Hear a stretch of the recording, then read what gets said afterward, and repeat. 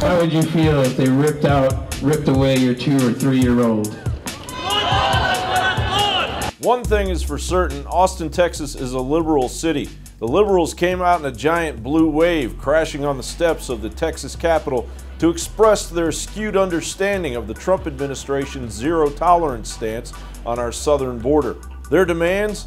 Open borders, the abolishment of ICE, and Donald Trump's arrest and/or resignation. Not many understood the real dangers their rhetoric would unleash on their first world comfort zone. This isn't the country that we want to be a part of. We don't want the type of country that he's trying to create. We're something more than that. This country was made by immigrants, built on immigrants. We stand for accepting people and enriching our country through their cultures and their strength and coming together. And there's not a single thing that Donald Trump and his administration does to uphold that. Every 15 minutes a Mexican dies. Okay. 130 politicians have been killed in Mexico. Right. This year alone. Yeah. There is an election tomorrow. Yep. For and Obrador is the favorites win. Right. Obrador is a leftist who will turn back the policies of Nieto, who had actually doubled his deportation of migrants. Obrador is going to actually turn that around and open the border even more. Do you agree with that policy?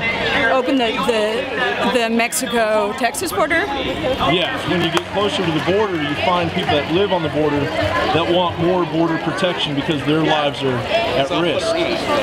You know, I wish that I had more knowledge to make an informed statement, but I don't know enough about the politicians who are running for the election tomorrow. I know a little bit about the border towns. I've been back and forth in Brownsville, Matamoros and the likes. And, you know, the whole economy down there depends on it. And everybody there is very civil and very respectful of each other. And that part of Texas would not really survive or exist if it wasn't for the Mexican people on the other side of that border crossing. My great-grandmother, my grandmother grew up right alongside the river. And what my grandmother would tell me was when she was young, people would come up and they would give them food and they would, you know, feed them, give them some water, let them sit in the shade for a little bit, and then they'd send them on their way. Now the same people that live down there on that border, they say it's a different type of people that are coming. It's a different generation that's coming through. Now when they see people walking up the gravel road, they go inside, they shutter the windows, and they lock the doors, and they just don't want any part of it. Not because of some sense of country or whatever the case may be. It's a sense of personal safety. These ranchers and farmers and these citizens that live in these vulnerable areas are afraid to leave their homes. For fact, they'd be breaking into Scott Arena, for example. I'll speak on his behalf. He's been broken in 4 or 5 times. One time holding the door closed while they're trying to break in. Growing up in the valley, we spent a great deal of time on the river. You go down, you ski, you swim, you picnic, you camp out. People had camp cabins, people had portable trailers down there that they kept. It was a very relaxed atmosphere. If you go down the river right now, you will see it's all gone. It is all gone. No one does any of that anymore. No one. It took a survivor of the Great African War from the Democratic Republic of the Congo to shed some light on the importance of border restrictions. You know, as a country, you can't just say like open, you know, I feel like there must be rules, there must be regulation, there must be a process of how people can get in a country. In a very country that is organized and an institution should be a well-regulated process on how people get in a country. But the way this current situation is handled, the situation is not a good way. There must be another good way. Meanwhile, in Portland, Oregon, PDX Mike Bivens, who captured some amazing video, wrote on Twitter, "I've left the area around the Justice Center that police closed. I remember Patriot Prayers Joey Gibson referring to this event on his Facebook talks as a campaign event. I wonder how many other candidates for U.S. Senate have had their rally canceled and declared a riot as Patriots Prayer and counter-protesters Antifa clashed in downtown Portland."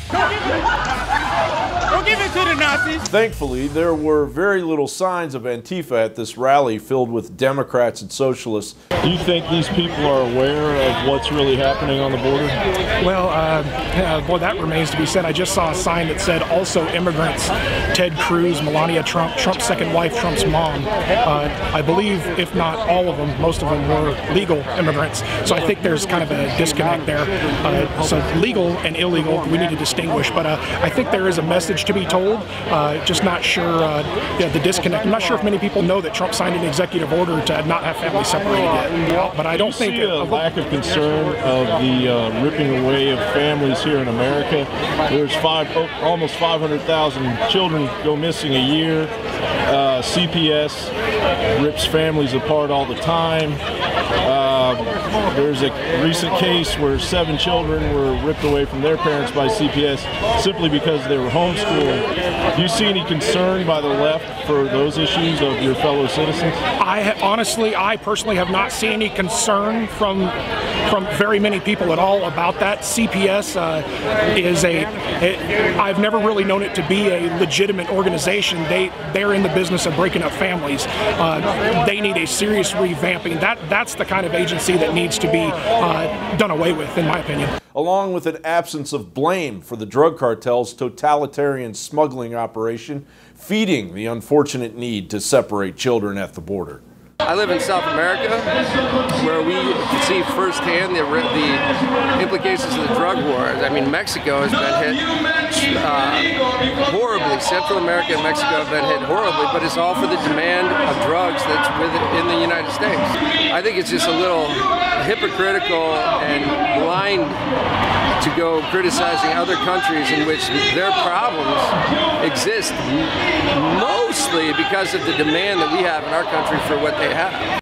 Where is the admittance of responsibility from the countries south of our border? Apparently, everything is the fault of the U.S. and its president. Even the massive third world issues of another country we have very little control of. John Bound reporting.